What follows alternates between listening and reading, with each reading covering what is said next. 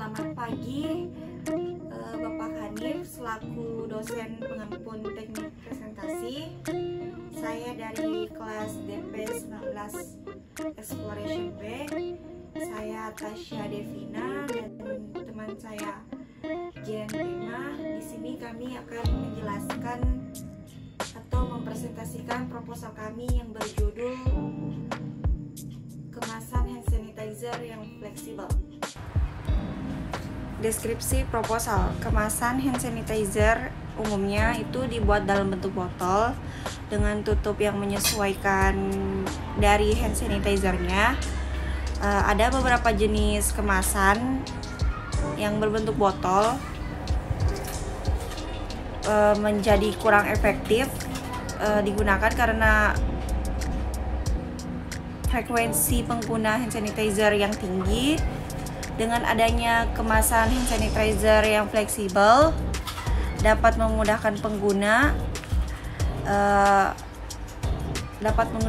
pengguna memakai produk hand sanitizer dengan lebih efektif, sehingga kemasan fleksibel ini dirancang menggunakan solopak yang aman bagi pengguna dengan cairan hand sanitizernya sendiri. Model dan desainnya itu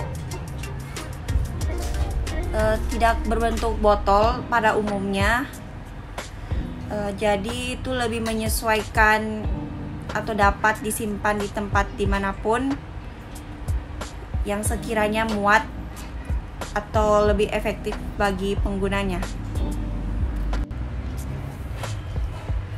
Sekarang saya akan membahas latar belakang, itu dimana masyarakat luar yang dengan tidak membawa tas ataupun hanya membawa tas kecil dan harus sering menggunakan produk hand sanitizer akan menjadikannya kurang efektif.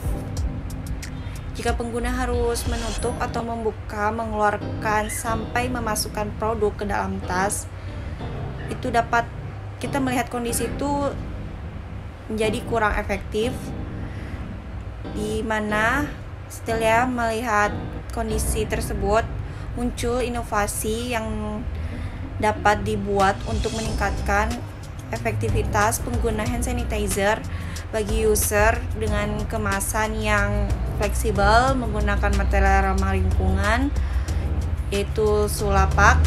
Kemasan akan dirancang dengan ukuran sedang dan bentuk geometris yang pipih. Setelah itu next kita akan membahas tujuannya. Tujuan kita membuat inovasi produk ini atau ide produk ini yaitu menciptakan kemasan hand sanitizer dengan desain fleksibel.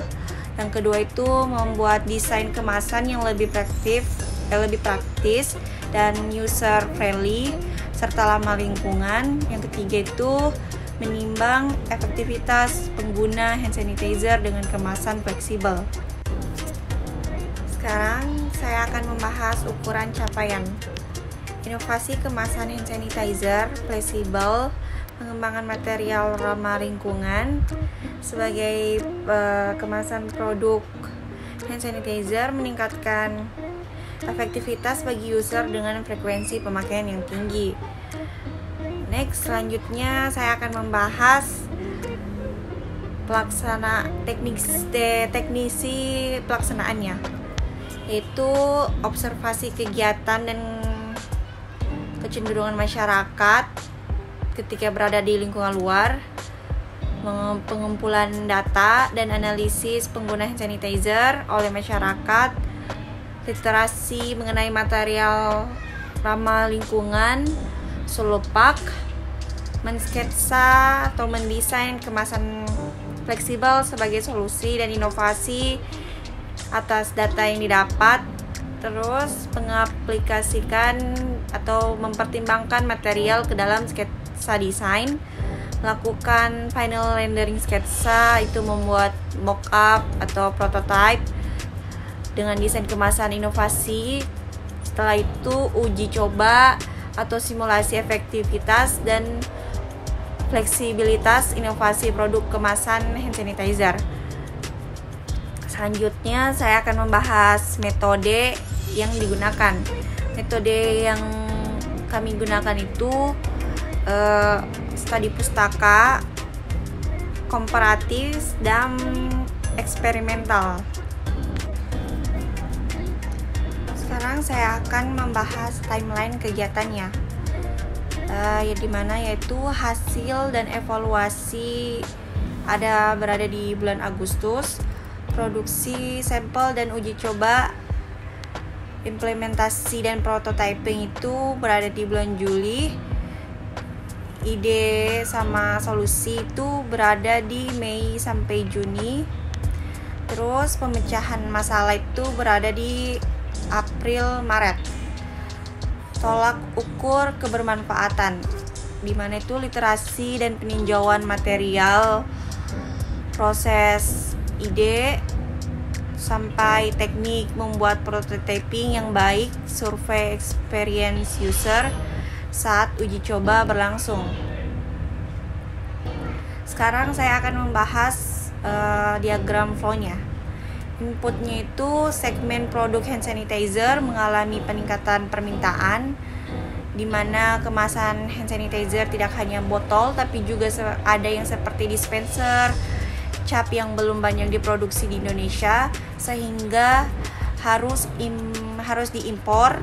Masih ada cara yang lain dengan kemasan lain sebagai solusinya. Habis itu